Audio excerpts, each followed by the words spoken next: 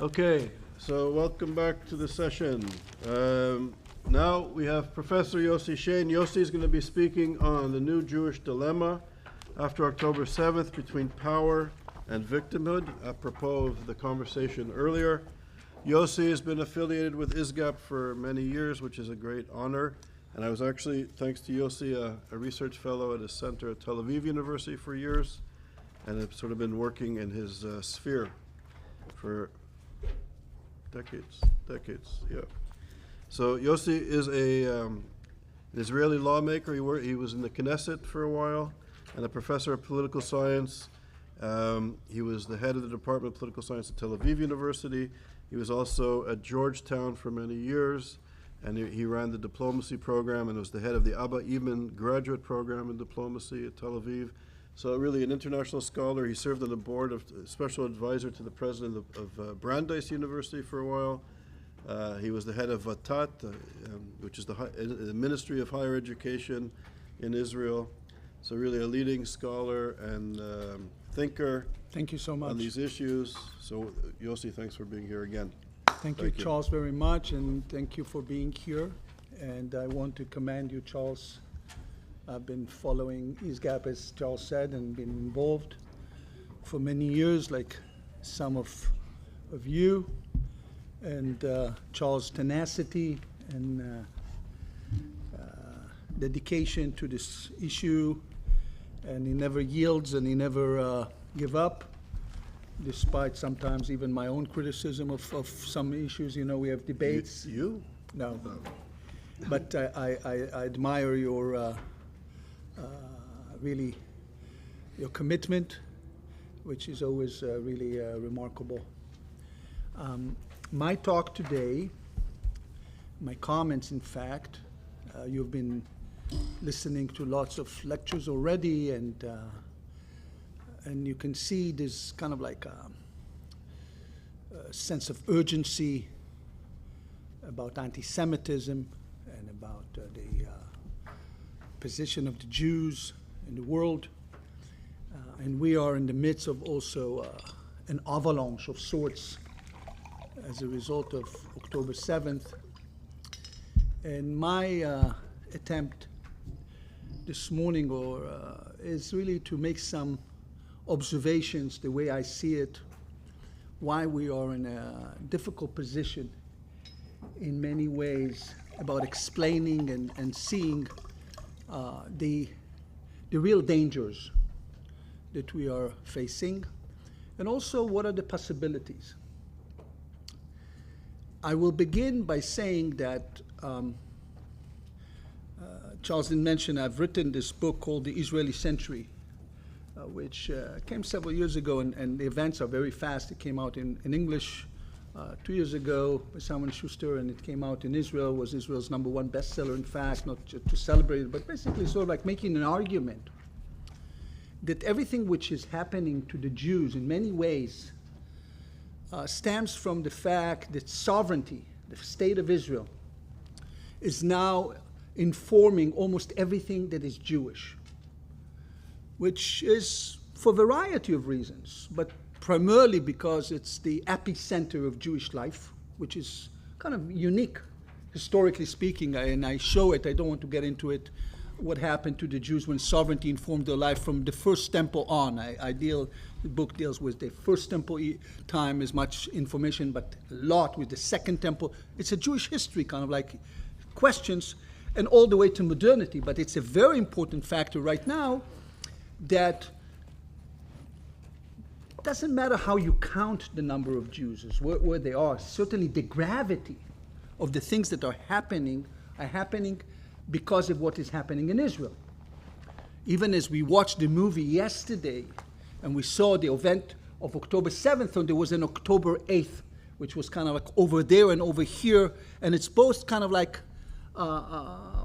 interacted with one another. The experience of Israel became immediately reflected in what American Jewry felt or world Jewry felt on campuses and so on. You cannot detach the two, but mostly it's not at what is happening in the diaspora impact Israel. It's rather what is happening in Israel, in every facet of life, impacts world Jewry nowadays. Above and beyond, because of the fact that Israel is becoming the vast majority of the Jews. Just keep that in mind. Some people say it's already there. Some people say it will be in 4 years, 5 years. It's fast becoming. We're talking about Israel now, last count, 10.3 million people, out of which more or less 8 point something Jews million. And some people say it's already the majority, but it doesn't matter. That's the trajectory, and that's it. Secondly, even if you think in the studies we do, for example, you ask yourself, and we did ask that, for example, just as a question, who is your Jewish role model in the diaspora? Who is a Jewish role model? When we run it in classes in America, we barely got an answer. We couldn't get an answer. You know, in the past, it used to be kind of like someone, we spoke about Heschel, right? We spoke about Rabbi Soloveitchik. We spoke about Elie Wiesel. We spoke about some Jewish writers. But nowadays, maybe for me, it's David Harris, maybe. But I love David, and I wrote about him. But David is also, with all due respect to David, who is not here, is not representing the younger generation. And he's an activist, and many people will not invoke his name in that respect. It was a leader of American Jewish Committee, but it's not in any sense and fashion kind of who speaks on behalf of the Jews, with what authority, and who listens. It's not that they speak to American Jews anymore. Even, you know, what they call the Jewish lobby, whatever it is, it's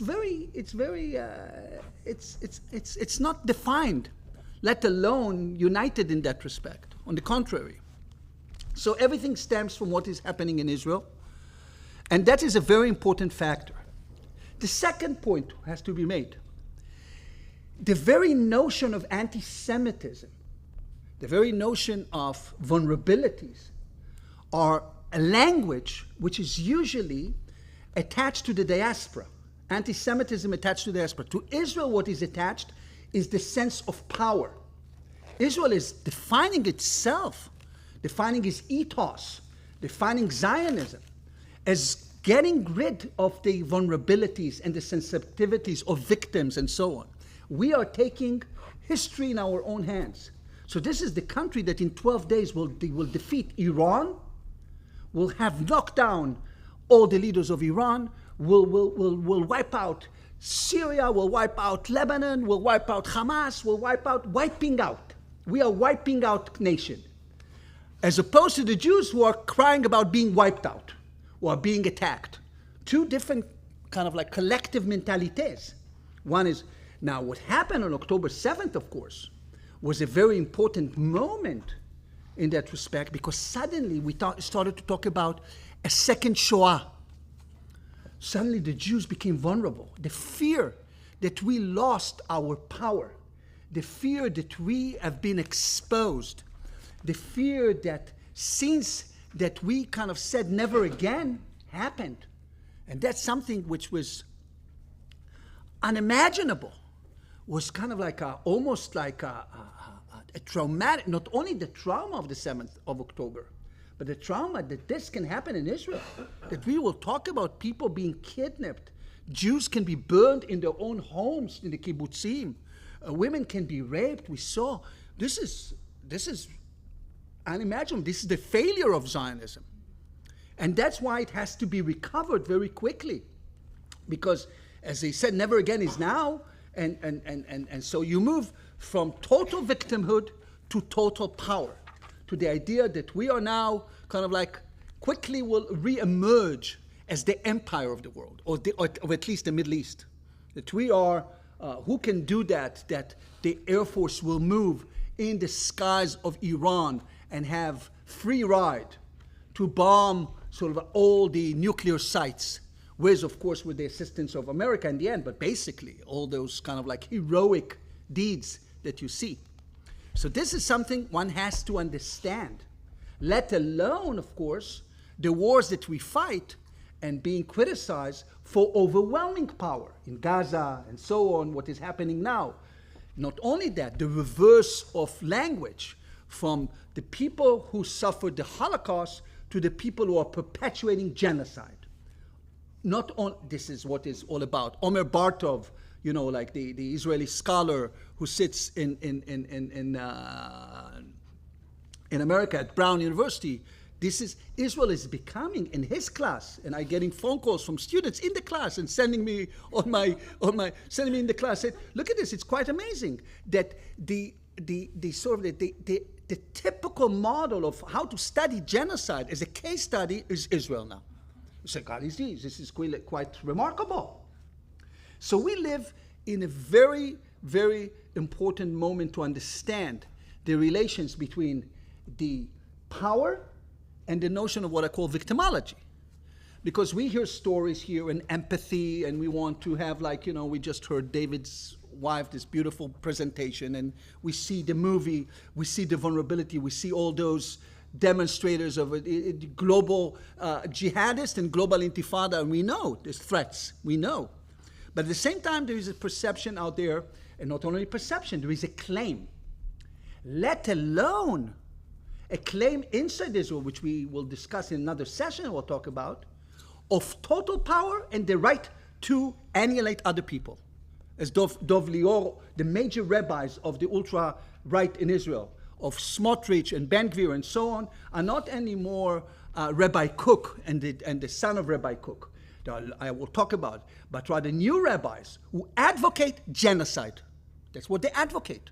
Daniel Goldman, the head of Bnei B'rith, of Bnei Akiva, the head of Bnei Akiva, or the world Bnei Akiva, just wrote a very important essay when he said, we are we are deviating. There are rabbis today who are advocating this. And there are rabbis, of course, who are advocating, we don't care, like Goldknopf in the government, or Rabbi Yosef in the government, say, it's not our business, we're ultra-Orthodox. So this is another story about who is Israel and what is Israel. 26% of first graders in Israel are ultra-Orthodox kids whose leaders claim that the very existence of power in the state is irrelevant to Judaism. So this is a different story altogether. That's why what I'm coming to you to say, there are lots of intricacies. And one has to understand, because Charles made the point yesterday, that we are scholars. And of course, when we sit with ISGAP, one cannot avoid, of course, with ISGAP. ISGAP is also an advocacy group to fight against anti-Semitism. This is a cause. You don't run ISGAP in order to advocate it, God forbid. So, but we also try to see the subtleties of all of this. So I want to make a point today about some of these issues, because I think we are in a certain moment where we have to understand and we have to redefine, and we don't know how. I don't have good answers, but I have good questions, I think. The big question that I'm posing, of course, is what happened when power is the key factor, and it must be a key factor. Israel has to have, one should not for a second question the fact that without power, we wouldn't exist. We wouldn't exist. Without power, our enemies will eat us alive, just the way they did. So one should not, when you talk about power, it doesn't have to be that, power is not good. On the contrary, we want power to eliminate our enemies.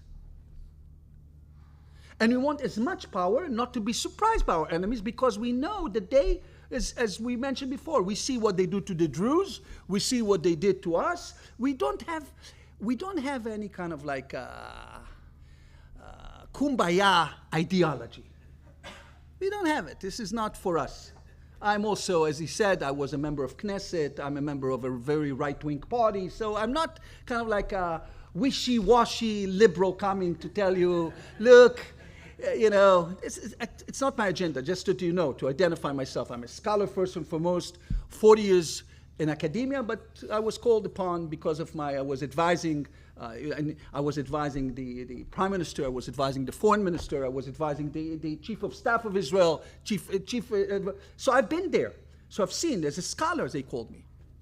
But I've seen that, and when they call me to serve in the parliament, I was never a politician, but when Avigdor Lieberman said, come be with me, so I said, okay, I will do it. And I was in the parliament. So that's how my affiliation in terms of a political activist. I was never elected. In Israel, you're never elected. Lieberman was elected.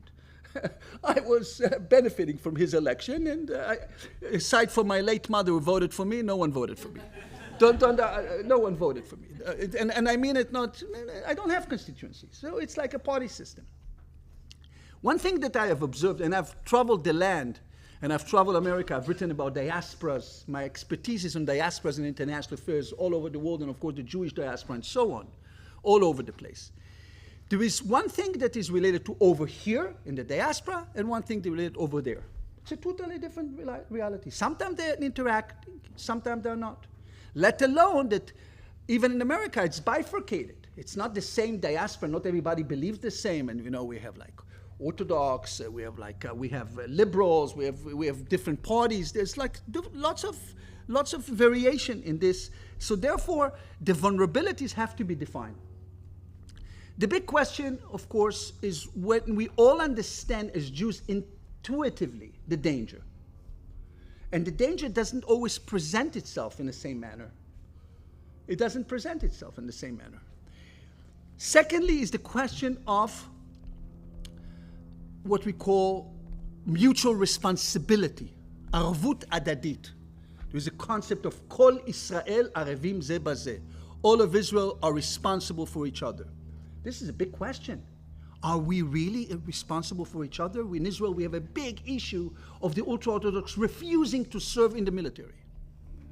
Refusing. This week, the head of the ultra-Orthodox party, Golknov, said, or the chief rabbi Yosef said, if you want us in the army, we're going to leave the country because the country doesn't matter. We are sojourners. We are sojourners. We will sit anywhere. The Torah is what's important. It's not the country.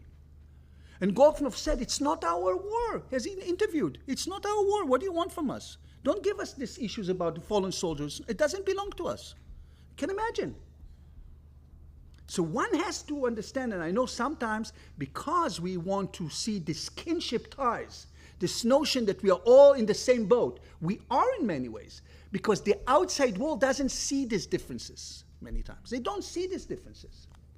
For them, it doesn't matter whether you're Orthodox Jew or this Jew or this, we have to kill you. So we are very good in uniting when they want to kill us. The whole idea of Jewish holidays. The whole joke about how Jewish holidays are run. Why are they Jewish holidays? They wanted to kill us, we somehow survived, so let's eat. That's kind of like but the state of Israel is something else. So the question is that I'm asking, what is happening on the issue of victimology? How do we define it? What are the boundaries of that? The boundaries of power, we know, that have been built on the notion initially of Israel has to defend itself. We built this on the notion that it has to defend itself with the American Jewry, eventually. We will build this alliance that will be both on the international spheres. American Jewry will help us. Think about AIPAC, think about American Jewish Committee, all of these organizations. And we will build our own might. No one will fight for us. The fact that Americans kind of like fought for us, so to speak, in Iran is unique in that respect. Because it was never boots on the ground. We will take our fortune in our own hands. Nikach et goralenu beyadenu. We'll take our fortune in our own hands. That's the legacy of this. And we no longer cry. Historically speaking, the Israelis didn't have time for crying. They didn't want even to hear the Holocaust survivors in the early days. They didn't want to, in the 50s, like a sheep to the slaughter, they call it. Tzon latevach. You didn't fight. What's the story? We fight here. Zionism was all about, the new Israeli is about coming and fighting and defending his life, or defending his or her life. That's what it is.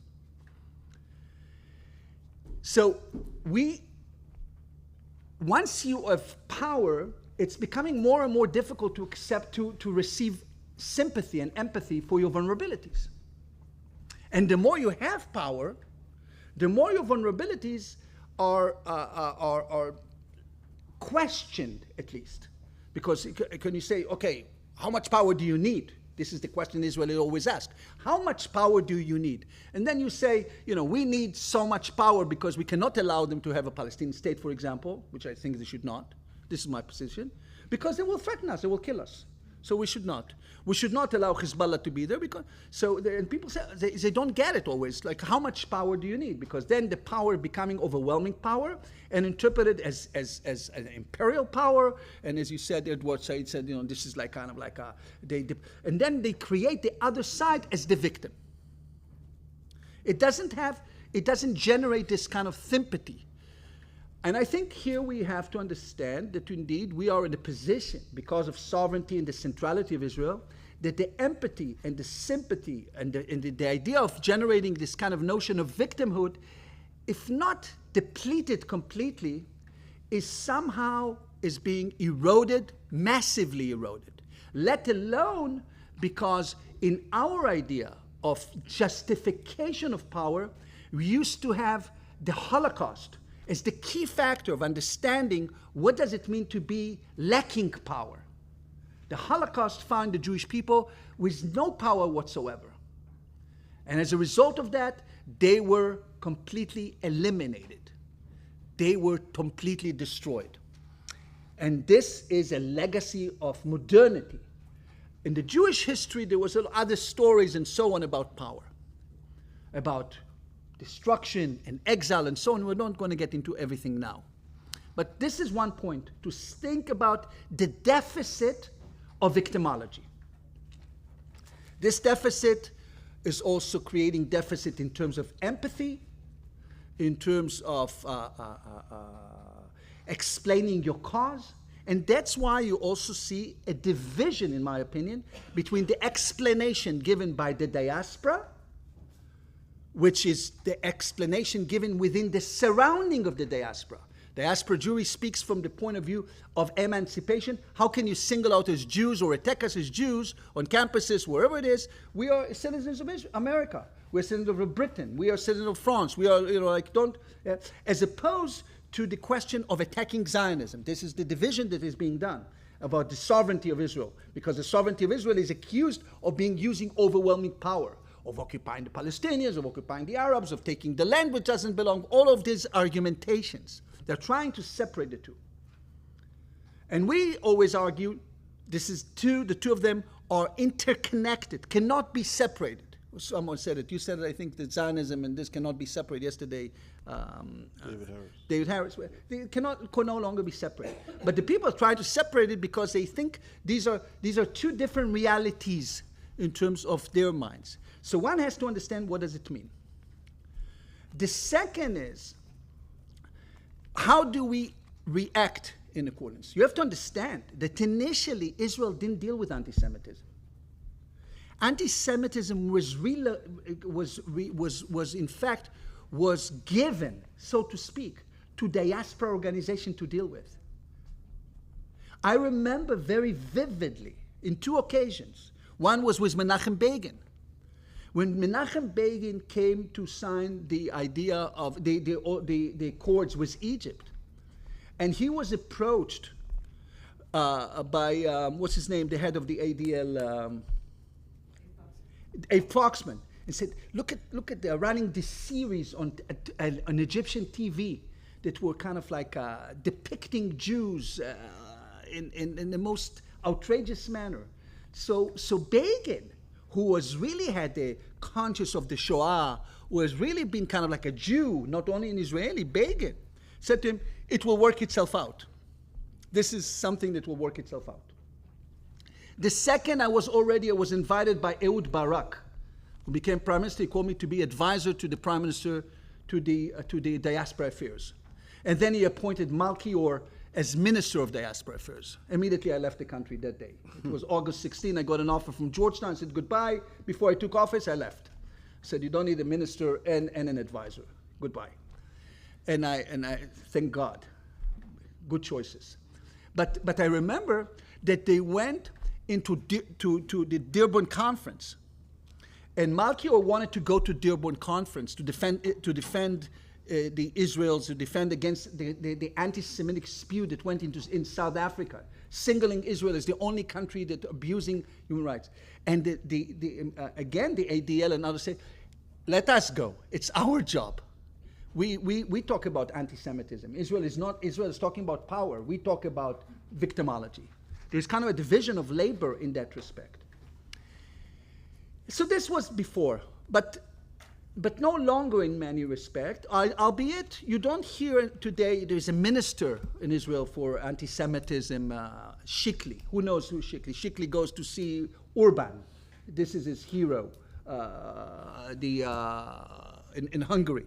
But he's not going to be received and have any accolades among American Jews.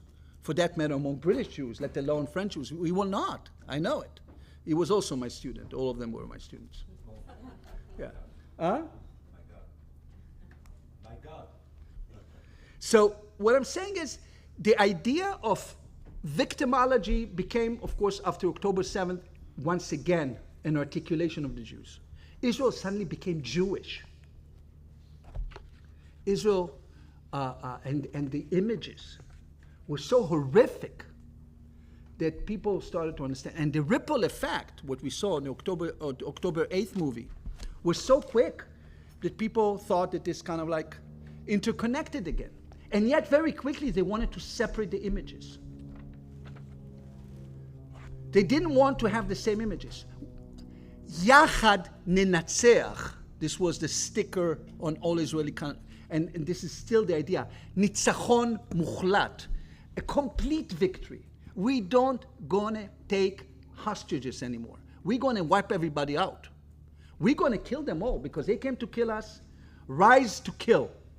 That's the idea. Rise to kill. Akam leorgecha, hashkem leorgo. Those who come to kill you, you rise earlier to kill them. This is not a diasporic notion. This also creates a huge, huge gap between what we call Jewish morality and Israeli morality. Jewish morality in modernity, and I've written extensively about the evolution of Jewish morality, in modernity, from Mendelssohn on, so to speak, has been based on the notion of adopting sort of like the modern sense of citizenship, of equality, of emancipation, of liberal notions of integration in the global world, universal ideas of equality. That is based, the Israeli morality by nature has been state morality. The state comes first, and with the state comes first is power come first. We cannot be bound just by moral questions, especially in the face of this, we call them animals. That's how we call them. If they come to slaughter us, don't start to tell us disproportional this. What are you talking about? What are you talking about? These are not normal kind of like lovey-dovey that want to, they don't want peace with us. They declare, Hamas declare, the Islamic jihadists declare that they want to wipe us off the earth. They don't declare anything else. This is what they declare. So you want us now to start to negotiate on what? We saw the results. We only have to be careful not to sleep. Shomer Israel lo yanum velo ishan. The guardian of Israel will not sleep and will not have a deep sleep for sure. Once he kind of like started to think about, okay, we have, at the same time, when we do arrangements, when you have peace deals in the region, it's always out of strength, out of power, that we know who we are, that everybody knows not to screw up with us, because you're going to pay dear price. And it's not going to be according to Macron standards. This is not the standards. The big question, of course, as I mentioned already, is when you have very important theology that emerging, Otzma Yehudit. This is the Ben Gvir party, which means Jewish power. The student of Kahana. Jewish power means we don't have morality at all to negotiate. There is superiority of the Jews. And that becomes more difficult to explain. Because that, okay, wow, this is it's not about defending yourself. It's about asserting your superiority. This is not who we are. But one should not underestimate the power of this ideology in Israel. With regard to vulnerabilities, of course, we need the assistance of the world. One of the things that was never discussed in this conference yet, and maybe we'll discuss, is of course when we have a guy like Trump. And Trump perceived by the Israeli government and its allies, of course, as manna from heaven. Because Trump will not undermine our power, but not sending us weapons, as perhaps, as Bibi said, Biden would have stopped certain weapons and so on and will demand from us. No. Maybe Trump this week say something about the Gazan pictures, remember he said. But that's not, he's going with us. He understands the question. So there was a big question that will be dividing us and will be more and more complex in terms of where we are going. And that without saying anything about Israeli domestic affairs. One has to understand that when we sit here and we talk about the Jews, there is a kind of a sense of a unified people. Look at the survey run by Shmuel Rosner, you know Shmuel Rosner, from the JPPP. What's the name of the Jewish people? Policy Institute. The Policy Institute, I have it with me here, just issued a survey saying that 60%, think about it, of Israelis think that they are inevitably going into civil war against each other. Jews going to kill each other, that's what they say. So you see that we have to define who are the people. Who are we? What is this? What is this collective that we created? So these are the big dilemmas one has to understand. What is, I don't want to take much time. You have time, 30 minutes. Okay, great. So I have I've been thinking a lot about these issues. I've been writing extensively about it now in a new book that I'm working on this kind of like relations. I look at the history of this relation, how it was built, this whole idea of power, the alliance with the diaspora, how we built together.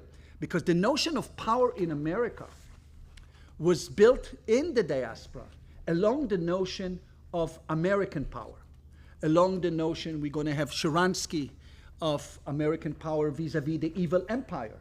So the Jews will assert themselves.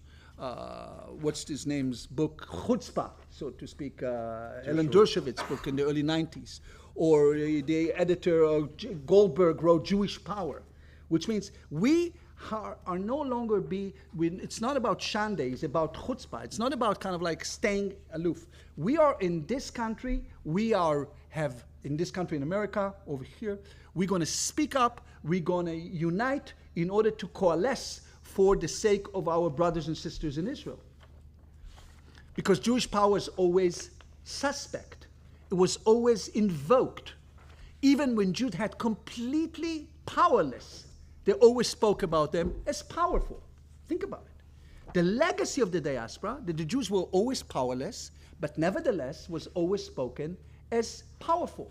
And many of the ideas of Jewish conspiracies, be it in modernity or in antiquity, were about this kind of like Jewish power behind the scene. The idea of all the conspiracies that you want in world Judaism. Anti-Semitism was built about this conspiracy.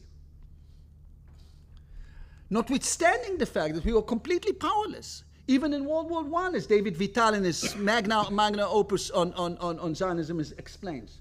This whole idea of Jewish power became so prevalent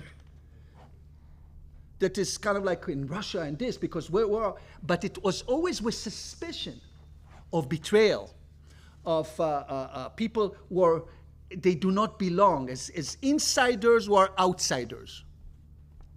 And we constantly complain about this kind of conspiracy. And from the time of Christianity and so on, we're not going to go through history, but it's clear that this was the notion that power was a mystique. We didn't have power. And the idea of Herzl, and eventually, of course, the creation of the state, and let alone after that, American Jewry was, now we can assert our power as part of America, as part of the liberal creed against communism in the fight to release Soviet Jewry. And we gave a huge fight in the fight to release Syrian Jews, and so on, in the fight against terror. We kind of assign ourselves with power. Neoconservatives in America made it as a creed of expanding democracy, all within the notion of the American mission, of expanding American mission within this. And Israel was, in addition, Israel was kind of attached to this legacy of America. Israel was almost an extension of America. That is, that Israel as an outpost of power was not rather an imperial outpost in the Middle East. It's rather a sense of democracy. We have power, democratic power against the thuggish kind of like, if it's ISIS, if before it's the PA, if it's the renegade regime or the dictatorship, whatever. We have power. We represent the light. We extend the light, but this time with power as a democratic state. This is who we are. And that's why we are an outpost. Eventually, we also say, in the language of Huntington, and as Netanyahu always say, we fight your wars. You don't know yet what's the threat. You don't know yet that the threat is coming to your doorsteps. So you should be grateful that we fight these enemies of Western civilization. Even now, when we fight, we try to explain that we have this power not just because of defending ourselves as a sovereign nation. We fight in order to stop this incursion of the Iranian Revolution, of the terrorists in the Middle East, of the spewing of this ideology of radical Islamism in Europe. We try to convince others that we are claiming this morality of saving Western civilization. This is kind of like morality. All of these explanations constantly have to adjust themselves because of power. How much power you can use, how much power you can give up on. These are the demands. How much democracy you will have or not have. What is the message?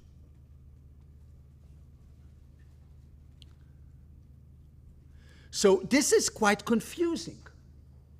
It's confusing for diaspora Jewry, for some of whom, yes, were confused to begin with.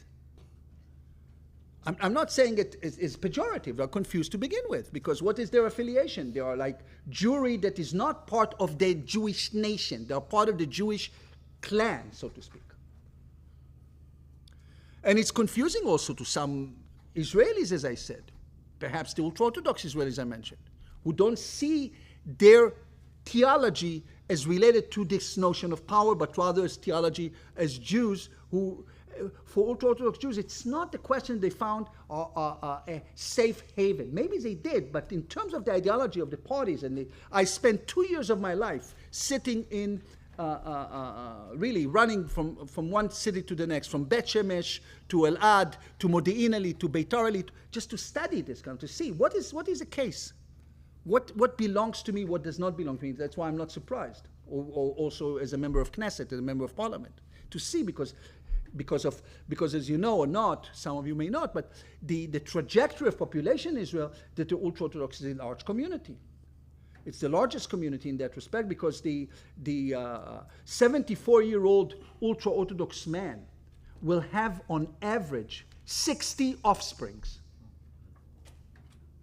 You have to understand, this is like why Israel is the fastest growing population among the OECD countries. 3.19 a year and a half ago, this was the survey. Mostly because of ultra-Orthodox communities rising, and then there's like lots of, I'm not going to get all the data, we're going to talk about it in another session. I'll talk about how Israelis envision anti-Semitism, what they see when we talk about it. Given the fact that this is the discrepancies that happen, one has to make a distinction about how do we see the notion of the diaspora. Let me say a few words about that. The vulnerabilities of the diaspora in relations to Israel's are in fact quite remarkable. On the one hand, there is what I call the Israelization of world Jewry. Complete Israelization of world Jewry in different places. In places like in England, it's almost complete. British Jewry are completely entangled, 290,000 people entangled with Israel. They send their kids to Israel when they're 17 to study. It's like it's entanglement. Many Jewish communities like that. There are two major European Jewish communities left, major, which is one here and one in France, but certainly total entanglement with the state of Israel. The Israelization of diaspora Jewry is a critical factor in the way they envision the danger and their claims vis-a-vis their country of residence, homeland, whatever you want to call it. Everybody will call it in different fashion, mother country or whatever. The identity is over there in Israel in that respect. And it's almost always, and that's why it creates anti-Semitism when we saw during Korban, during the labor, it all related in some ways to their relations to Israel. They're also seen as an extension of Israel. French Jewry, of course, we have seen attacks on French Jewry in many ways. Halimi affairs, the Bataclan, but many of French Jewry, of course, because of many of their origin, it's the generation that came from North Africa, also have this kind of affinity that Israel is, many are having what they call Boeing Aliyah. Boeing Aliyah means that they move to Israel, they live in Netanya and Ashdod 2 months, and they come in France and have back and forth, back and forth. You don't have to make full Aliyah. You don't have to make moving to Israel. Today you can be back and forth. But the reference point of loyalty, of defining your nation, and we see these debates in the diaspora between the right wing, Le Pen, and Vallant, that he calls the Jews, stay here, it's your home. This whole discussion when there are attacks against the Jews. Do you, the test of the nations, how do we protect the Jews as minority or as citizens? In other countries, we see also the trajectory in Argentina. In Australia, we have here friends from Australia. I was in Sydney lately. Quite remarkable that in Australia, suddenly you have anti-Semitic attacks. You say, what is that? Where does it come from? But also, it's a relatively small community. What is it, 110,000 now? Something like that? Yeah, I was speaking. And so it's like and then, of course, we see it in Canada, and we see it in the United States in a different fashion. Because the United States, the notion of the second largest community of Jews is still wrestling between anyone who read today's Thomas Friedman column, you read it, I guess. You did not. I stopped. You stopped. Some people stop. What is he saying now? I don't want to tell you because you stopped. High blood pressure. You already can understand. But once, notwithstanding whether you like Thomas Friedman or dislike Thomas Friedman, still an important voice of someone who is Jewish, committed, and so on. You cannot ignore it. It's a tough kind of like. He should be committed.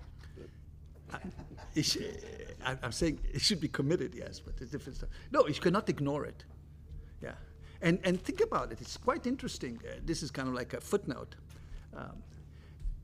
Just to you understand, Thomas Friedman, when he comes to Israel, he has an amazing alliance immediately with critics of the government. He comes to Tel Aviv University as a keynote speaker. Just this week, Mr. Yakira is here. You had the 5 leading presidents of Israeli universities. The president of Hebrew University, the president of Tel Aviv University, the president of the Technion, the president of Weizmann Institute, the president of Open University, and then all the colleges, writing a letter to Netanyahu that Israel is endangering its standing in world affairs because we are becoming immoral. An open letter of all the presidents of Israel, or all the presidents of universities. It's like it's not just like. Of course, we know that academics don't understand anything, and the government will poo-poo academics as almost enemies of the state nowadays. But that's a different story. Still, it tells you the intellectual milieu, the media, and so on. There's something happening here.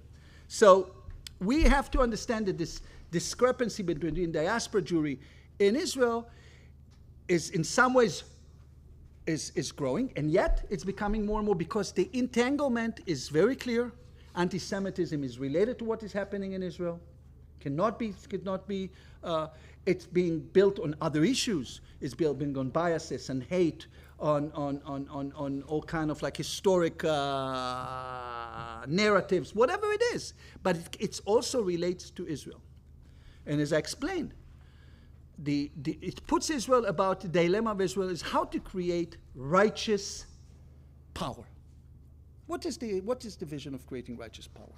Not just power, righteous power. Israel has been attempting to do so for quite some time. To be powerful, but to be justified. To be powerful, but also to draw the boundaries of international morality. It's not by mistake, and it's not because of cynicism. Who told me today that I was not a cynic? You told me, I think, right? What did you tell me this? I said, I don't know. That despite your seeing everything clearly, you're not a cynic. I didn't know if I take it as a compliment or not, but whatever. I'm not a cynic in any fashion. I'm not in any way.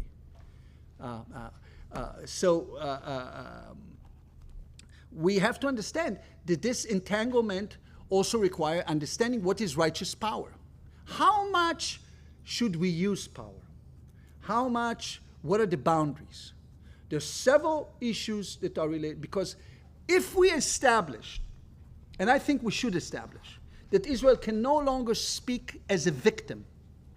Not that they can no longer speak. They will speak. But they can no longer get credit as a victim. You see what I'm saying? They can no longer claim and get empathy and sympathy and saying, some of which is because of true Jewish hatred. It's true. What happened on October 8th is before we moved a finger, before we moved to Gaza. What happened in America, remember, all this avalanche of Jewish hatred, all those anti-Semites, it was a clear indication that it's nothing related to Israel power. On the contrary, it was related to Israel vulnerability. They saw that we are so vulnerable, they saw they can burn us, and they spoke about, okay, now let's burn them all. Because they invoked the whole idea that, it's right to burn the Jews. They was like shameless, criminal. So, and then we have to turn the page because we don't want to die.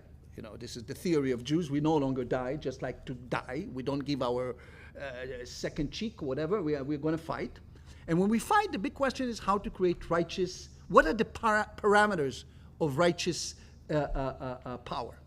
This is a very difficult thing because they relate to the division of labor within Israel, to the question of who we are as a nation, to the question of how do we address our enemies?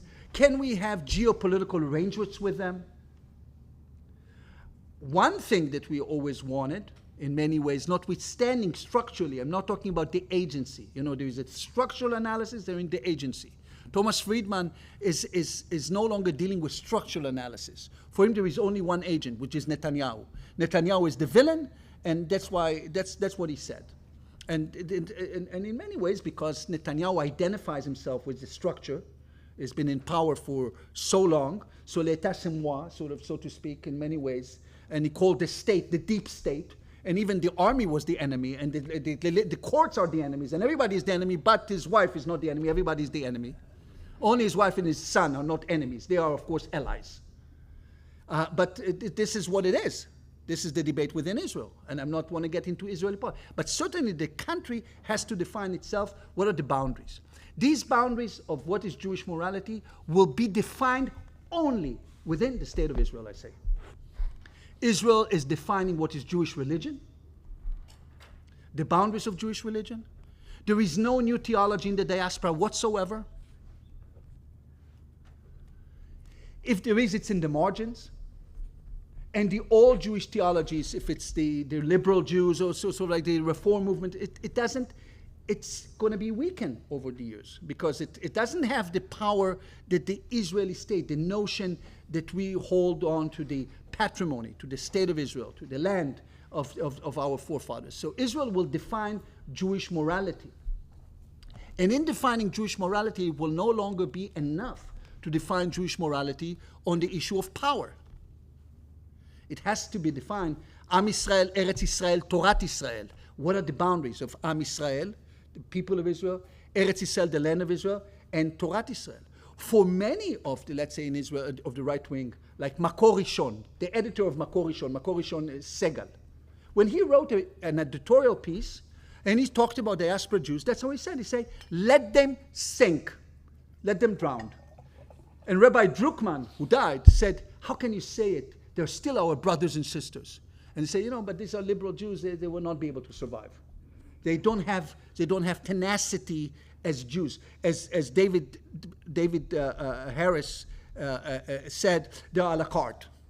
It's like they pick and choose. It's not like embedded, the Libyan or the traditional Jewish family that my son married to an Iranian Jew.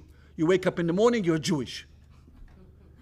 My son was raised waking in the morning that he has a good life. His wife was raised that she was waking in the morning. I said, how do you live your life? He said, Daddy, let me work it out. It's interesting. It's a completely different kind of worldview about who you are. And this within the country has to be arranged. And that will impact directly on the diaspora. Secondly, we will have to, once we define this, and we don't know if we can, we're in the midst of an avalanche. As I watched this movie, and I listened, and I said to Charles, just as we were sitting, it's quite remarkable to me how much time has passed.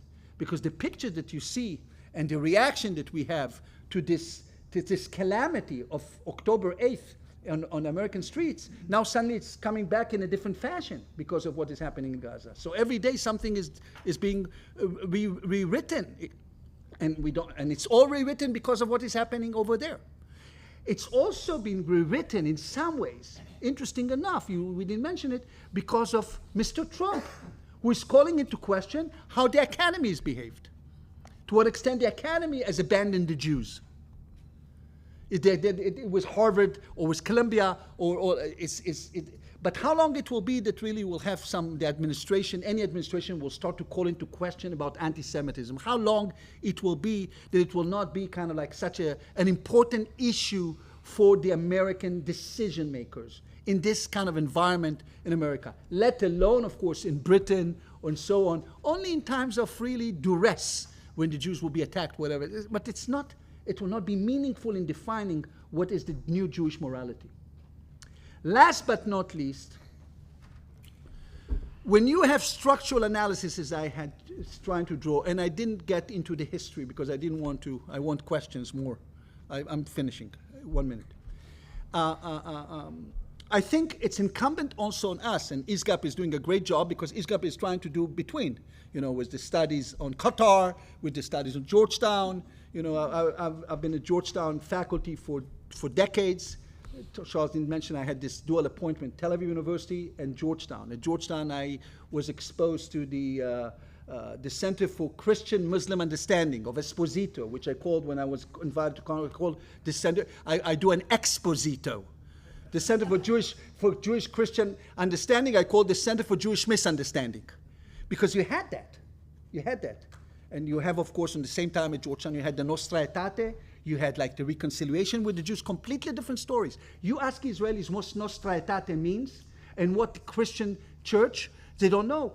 Even Mike Huckabee, the most I would say, admirer of Israel, the new American ambassador, is warning Israel against his mistreatment of Christians. You saw, issued a letter. And the chief rabbi of Israel yesterday issued a letter that the abuse of Christian Israel must stop because there are those nutcakes who decides that these are, you cannot have Christian walking the streets. We have nutcakes. One should not underestimate how many nutcakes we have. No, we lovey-dovey, we don't. We have many nutcakes. So this is a very important issue to be reckoned with, and defining it, the righteous power. I think we're in the midst of a huge test which relates, as I said, to structural issues, but to agency. Who is going to lead us? I don't want to say anything about my love of this government, because I think you understood how much I love this government. But I think we need leadership that will understand this. Many people understand it intuitively, but by and large, we know that political arrangements are not in my hands, of course, and we will see, because of also, and that was my first point, about how Israel is evolved because of demography. Who is going to call the shots? And I'll talk about it in a different lecture I'm going to give. I will stop here.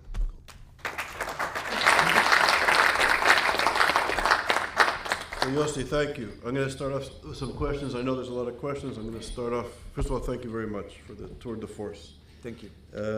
So I have some questions. You speak about Jewish power being essentially defined within the boundaries of Israel. You meant that decisions are going to be made in Israel. And I said also the within diaspora Israel. at a certain time was a very important factor in having the second arm in Congress, in the presidency, Jewish American as a diaspora, as an important power for us. Now we're in Oxford. We have to let Okay. me ask the question like Okay, an okay. Oxford No, scholar. just that to make it Not clear like not the Israeli cafe. Okay. Okay. All right. So you mentioned that things are being decided within Israel. Yeah. My question to you in your analysis, I think it's very important to look at issues of globalization, of neoliberal globalization. The fragmentation of Israeli society between rich and poor, religious and secular, Mizrahi and Ashkenazi, has accelerated, which is, I would say, is very much the condition of neoliberal globalization and privatization, which started, with structural adjustment in the 1980s. There's a revolution taking place in Israel. There's a globalization revolution taking place in the world. States are failing. There's a migration crisis. We don't speak about it here. The demographic composition of Europe and Canada and the United States is shifting. There are people with anti-democratic, vile anti-Semitic ideologies in our midst, which is an issue. Universities, I won't go into the whole detail, but universities now have the capacity and the encouragement to go and get money from other places and nations and foundations that believe in Muslim Brotherhood ideology, which is impacting education in Western Europe and North America. So the radicalization, the anti-Semitism, the fragmentation of the United States and Europe is What also, is the question, is Charles? also, you spoke, give me 3 minutes. 3? 3. Okay. So this is the question. So, and this is if impacting Jewish identities as well. And I think one thing, so globalization, its impact on Israeli power, its impact on issues of anti-Semitism, which Israelis still to this day, amazingly, think it's a problem for Galut.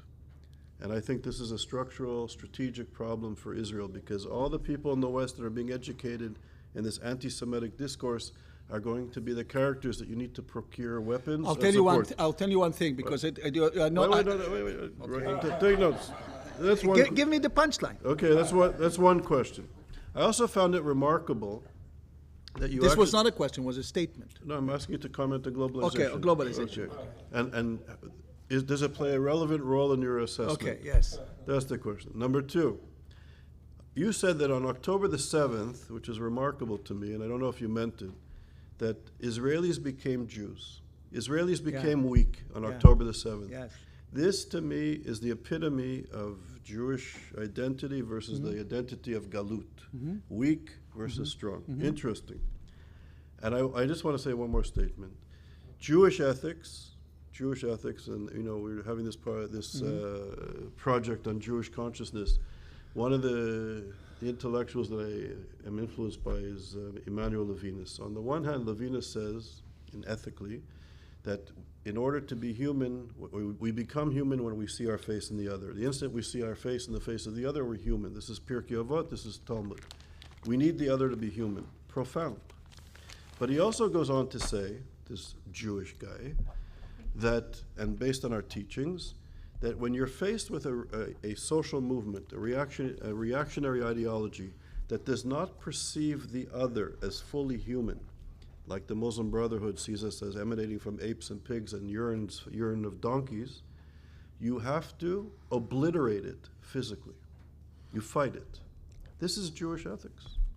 So this, to me, is also ethical to receive, to respect the other, and that we're all created in the image of God. But on the other hand, you know how to deal with a reactionary social movement that dehumanizes the other. I'll try to summarize you and see what's going to be. Okay. First of all, with regard to power. Israel's power, about righteous power, is something we've been working on for quite some time. It's not by mistake that in the last 20 years, before all this development, and ISIS and so on, we also were trying to define ourselves as the startup nation. We have been globalized in that respect.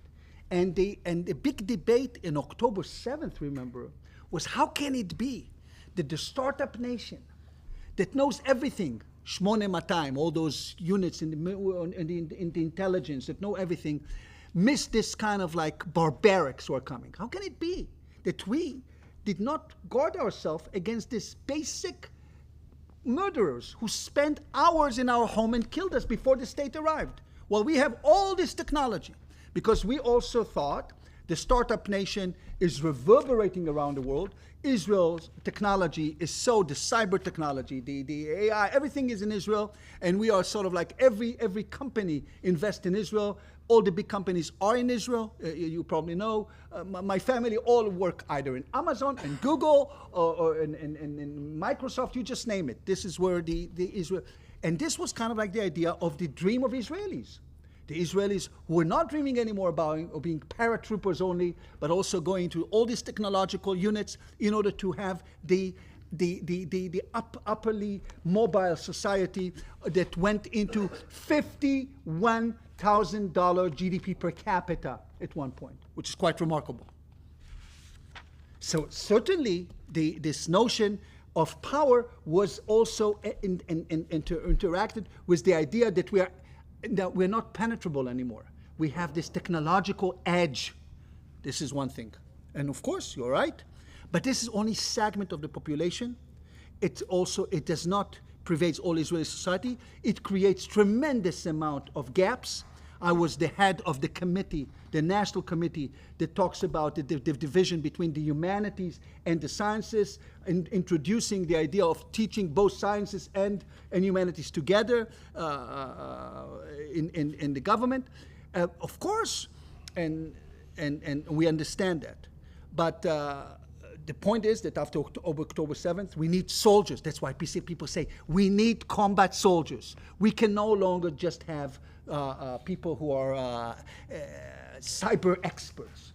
We almost went into the other direction with all kind of calls that we don't need cyber, we need only. But we saw with Iran, it was all about technology.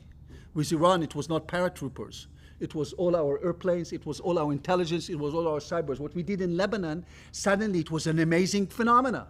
Israel is killing Hezbollah without moving soldiers in, or very quickly, with all kind of tricks of the Mossad, which was working on. So suddenly the Israelis also awakened to the advantages of technology.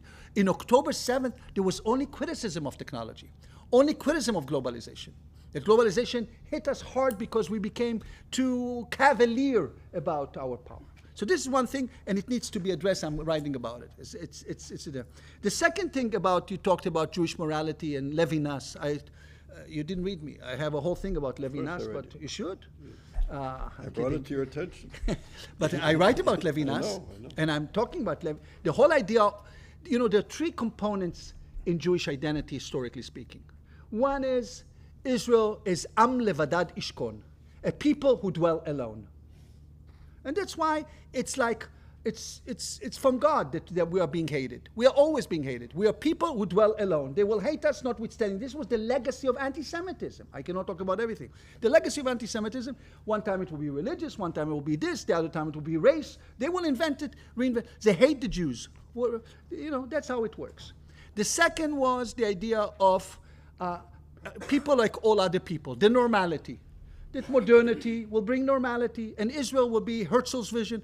It's no longer Am Levadad Ishkon. We are no longer people dwell alone. We will have our own country. As Herzl said, it will wipe out the issue of anti-Semitism. They will no longer need to hate us. We will be fine. And the third issue is, of course, Or Lagoim, which means light into the nations. which is even more, another step. We're going to bring kind of like morality, and we were going to bring advancement. These are three components. And each side of this, in my second lecture, will define what is the Jewish tribe also. What do you hold into this kind of, which component do you take? Normality, exporting values universally, or sitting sort of like as a lonely tribe? These are very important factors to be reckoned with.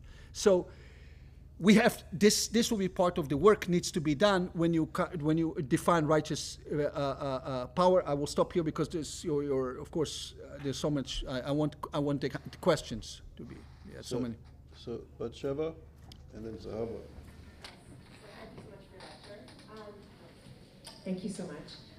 What you seem to describe was a power, in my opinion, a power paradox that as Israel's hard power increases, its soft power decreases, to borrow Nai's terms. So my question to you is there a country in the world that has achieved righteous power? Yes. America.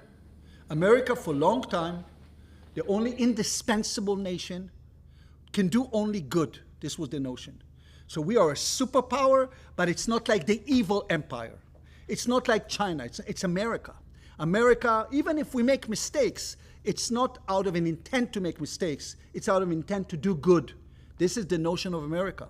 We were therefore an extension of America in that respect. That power is not intended for, it's only intended to secure us. It's not intended for domination. It's not intended to do bad to other people. Many people do think so. We don't want to do. We are not. And this is, I know very few people in Israel. There are maybe, but I know very few people in Israel who want to do harm to the Arabs because they're Arabs. No, I wish we could be living with them I grew up like that. Just like let's have peace and everything can be working out.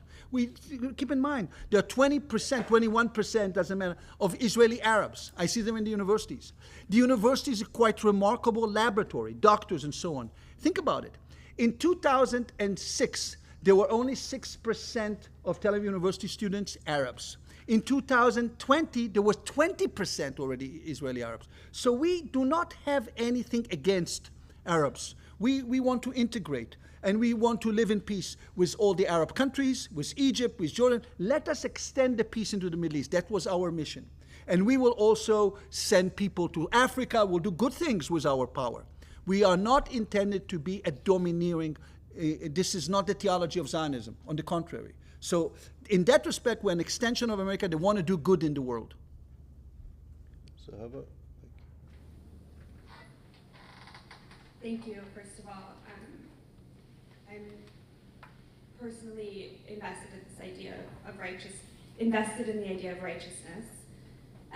The three examples you just gave of the very Jewish spiritual conditions and questions around them, I feel like that's not what most Jews are talking about right now. You brought forward a quote that was said from Jews to other Jews, let them drown. And having been both, as everyone in this room now knows, a Zionist and an anti-Zionist, I've experienced walking into both of those spaces within the Jewish community and not being allowed or having my Jewishness defined for me by virtue, not just of my politics, but of my interpretation of Zionism or of what the solution is to anti-Semitism. And so my question is that in Galut and diaspora, we learn a lot about Israel as the lifeboat. That when anti-Semitism runs rampant around the world, we'll have Israel to save us. Right now, I would argue that most of the anti-Semitism that Jews in the diaspora are encountering are under the guise of anti-Zionism. So, can Israel really serve as a lifeboat? Is it really serving that purpose when the anti-Semitic violence and harassment Jews in the diaspora are facing are inherently tied to the existence of a Jewish state and its perceived power, righteous power, however non-Jews are defining it? The two things that in your important question, one is to what extent Israel can be a safe haven for the Jews when they are attacked. The second is whether they are attacked because of the behavior of Israel or the fact that they are entangled with Israel. I think that both of this question have to be understood. First of all, Israel is a safe haven. Israel received Jews as manna from heaven. whenever they come. Even now, during the wartime and so on, you see an increase in migration to Israel. But people don't feel secure in the diaspora. I don't think they don't feel secure just because of what Israel is doing. This is a fallacy. They don't feel secure because there are people, either for all kind of domestic issues. Sometimes it's being kind of like as we saw in the movie, as we saw, who is a Zionist? Leave the train. Who is this? And then the Zionist and the Jew become immediately. So one should not underestimate this hatred that we talked about. Should not. With regard to whether Israel, and there's been a lot of questions by diaspora institutions, including the AJC and others, and then East Ross institution, always debating to what extent Israel should take into account the diaspora's fears. Should Israel define its behavior according to the repercussions in the diaspora? Because we saw what happened in Argentina, in AMIA, we saw what happened in Washington. Should we? So is it our? Israel has, and this is my last point, I can expand on more. Israel has, first of all, a commitment to save diaspora Jewry by law. Penal Code number 13 in Israel said that Israel is responsible for the well-being of every Jew wherever he or she is, as long as they are attacked as Jews. And I will tell you, you probably know, that the Mossad has special units to defend the Jews wherever they are. I'm not discovering any secrets. I wrote a whole about that. How this is part of their legacy. But can Israel take into account how British Jews' rights say, please don't do it in Gaza. It doesn't feel good in London. With all due respect, and I'm not saying it in a cynical fashion. Nothing that I say is cynical. But of course, we are a sovereign nation. We cannot take into account how it feels here or there. We're not, we have to, first, our responsibility is for, we had that interesting encounter for one same time during the COVID crisis. You remember the COVID crisis? When Israel locked its boundaries. And it locked its boundaries to Jews and non-Jews, but not to Israelis. If you're Israelis, you can come back, including Arab Israelis. Jews who wanted to come could not come. And when he said, "You're abandoning us," I remember in France, in Belgium, how can you not allow us in? Because Israel treated COVID fairly well.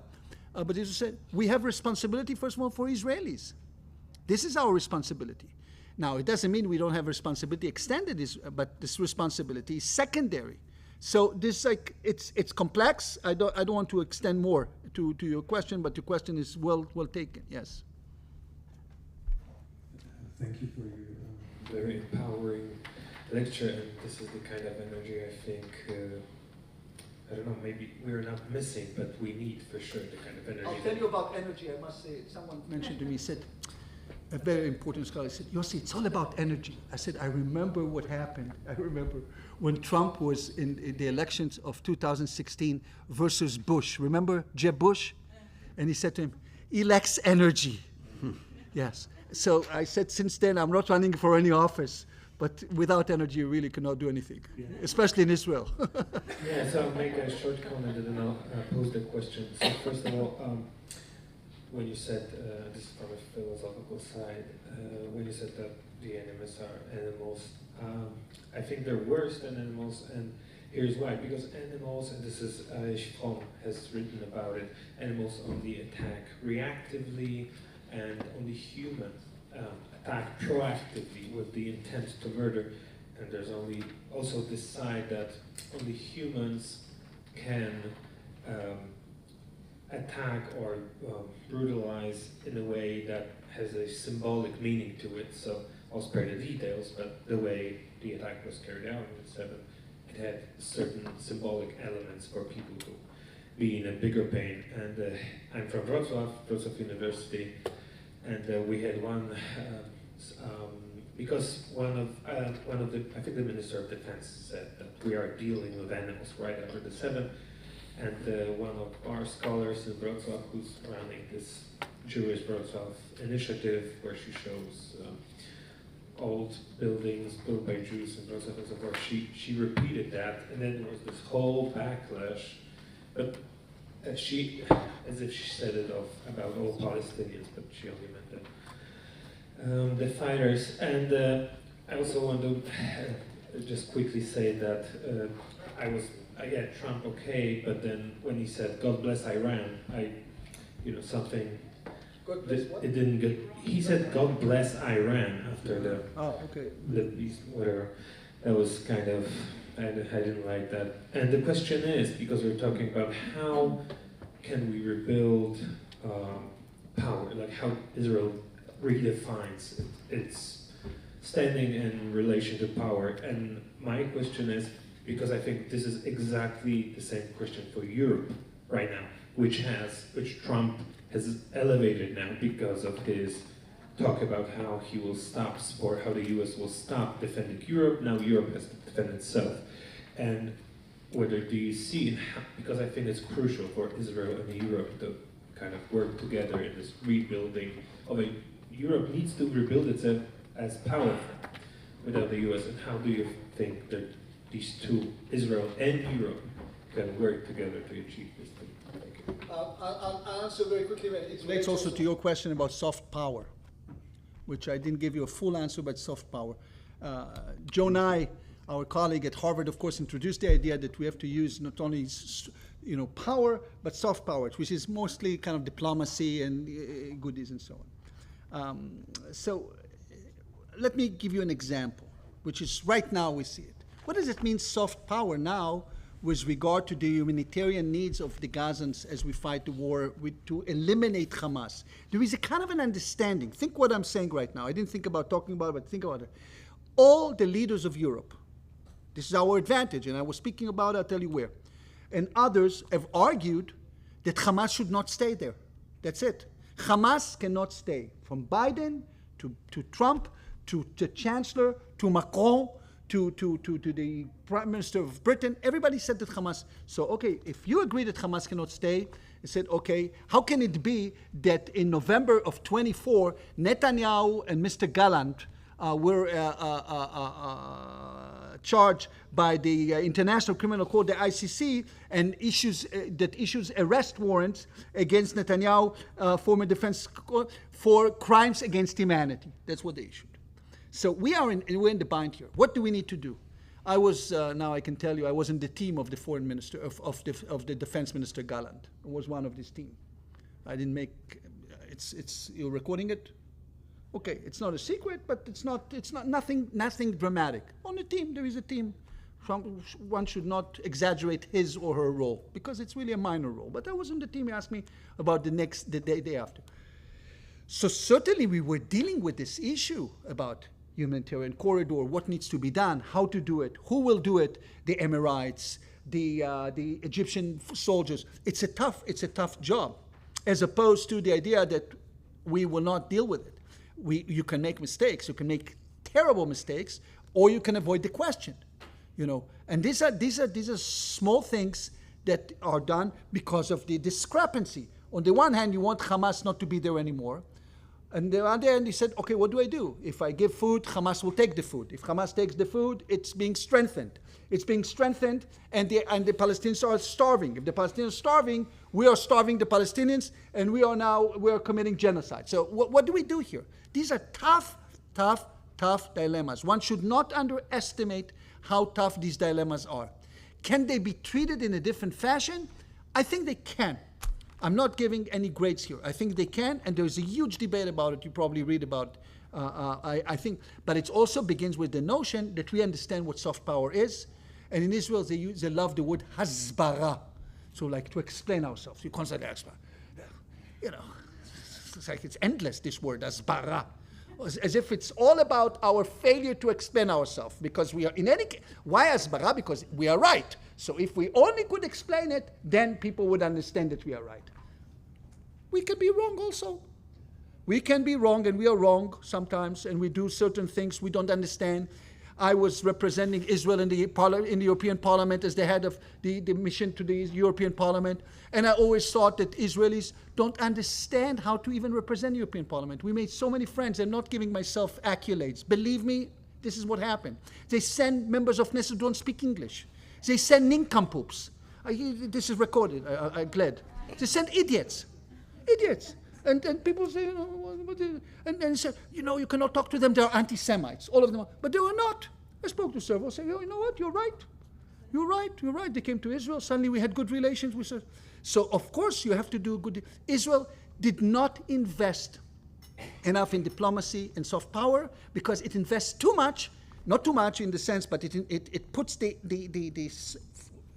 for good reason on real power, but did not. And those who are now in power, in my opinion, who are trying to explain, have very little explanations. They are really bad in explaining because they give theological explanation, which I, of course, as you can see, my religiosity is questioned.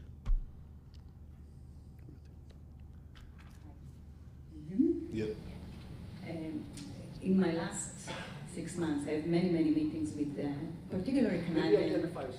Ruthie, I'm the dean of the law faculty in Israel, in the College of Management, Michlala Minhag. It's a pleasure. For me too. And I founded the Center for Law and Anti-Semitism, which we'll talk about it later. But in the last, I would say, 7 months, I have many meetings with particularly Canadian and American scholars and activists.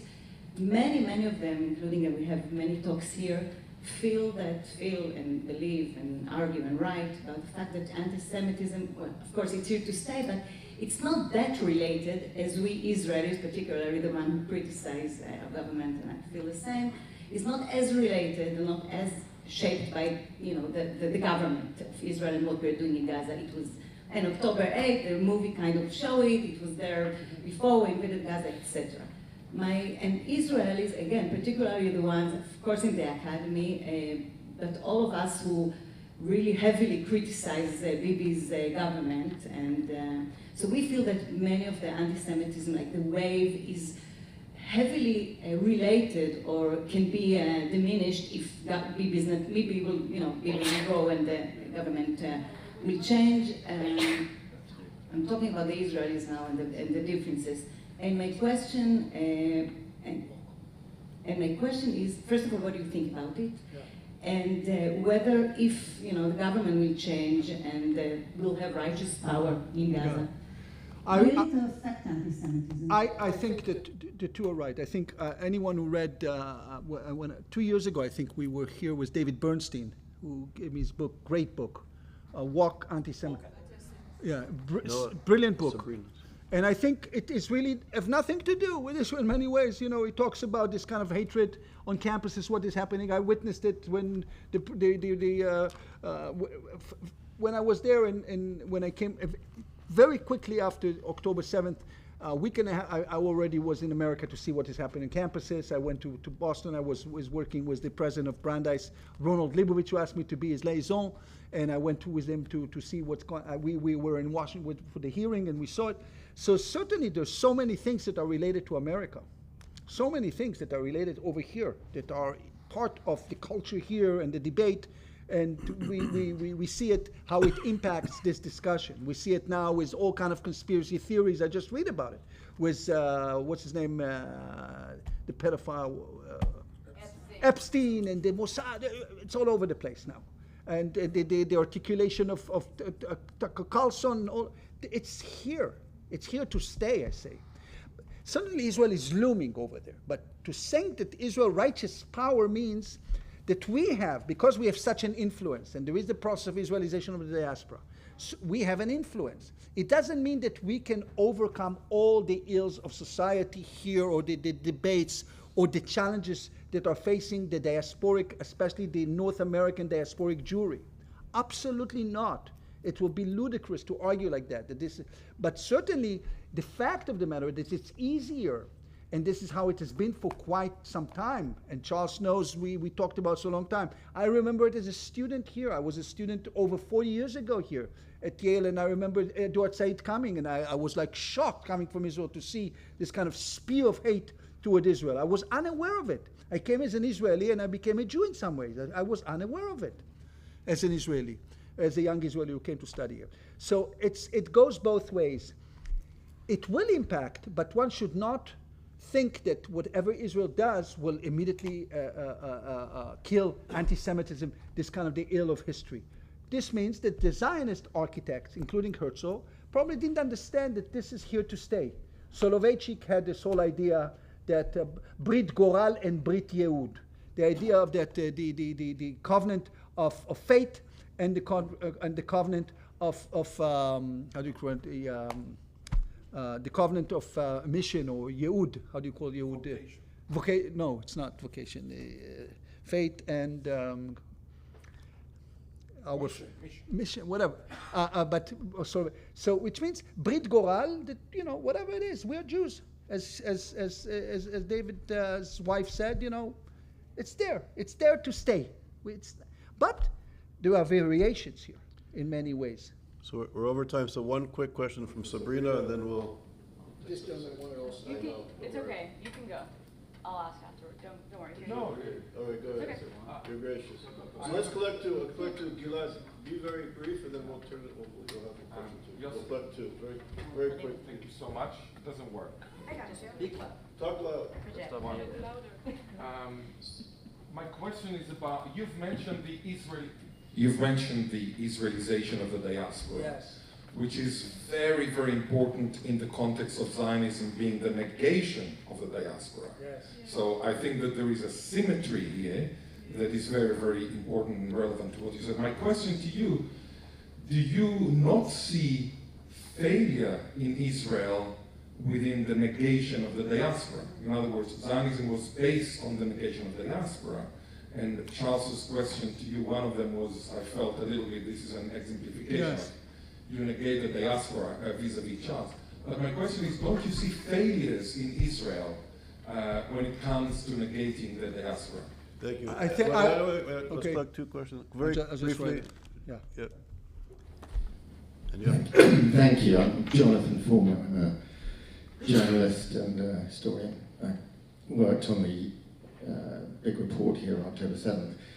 My question for you is about the sort of history behind your fascinating talk. Because it seemed to me it was a little bit amnesiac in the sense that it's not a new thing, surely, that the diaspora should be affected by what happens in Israel. I mean, from European Ashkenazi point of view, that's true, but of course, the Jews of the entire Middle East ended up being shifted out of their homes. Right? So, and the other, I guess, historical thing is that when would you actually say that Israelis became Jews? Because surely they were, in terms of being victims or vulnerable, they were vulnerable until at least 1973. So it's really just 50 years of relative invulnerability, isn't it? But it's long enough, obviously, to change the character. These are excellent. so two profound questions. Yossi, you have 45 seconds.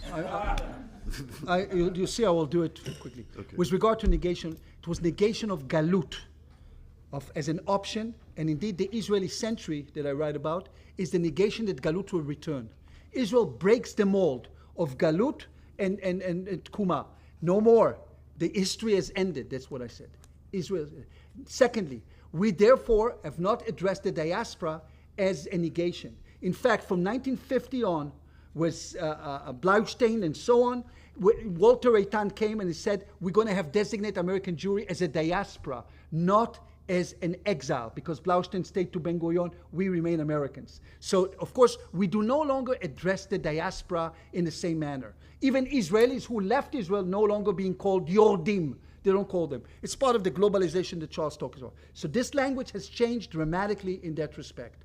With relation to your question about the history, it's certainly the case. We're not, but the awareness of vulnerabilities. We were vulnerable in the Yom Kippur War. We were vulnerable. We were afraid. I was a kid yet in the 6-Day War. We dug graves in the face of, but we won quickly. And the idea of victory and the idea of power became so. October 7th was kind of like a punch in the nose in the most incredible way. We were shocked, still shocked, that we have hostages, that our kids were taken, that our homes were burned, that the state didn't show up the whole day. One cannot underestimate, it's not by mistake they call it a second Shoah. Before the 6-Day War, they thought there would be a second Shoah, but very quickly it ended, remember, before the 6-Day War. So the Yom Kippur War, when we were surprised, and Dayan was afraid of this will be kind of like Chorban Bayit Shlishi, he called it, the destruction of the third temple. But we turned in 19 days, people forget, and turned the corner, an amazing victory. Here is something which was unimaginable, the trauma that this nation has carried after that, and that's something completely different. So you're right about it, and of course you're right about this notion of Israel's and the diaspora issue, that people are being kicked out because of their relation to Israel in Iran and so on. Of course, but I'm talking about the American sort of side, the normality versus the two sides to Jewish life, Israel and Western Jewry.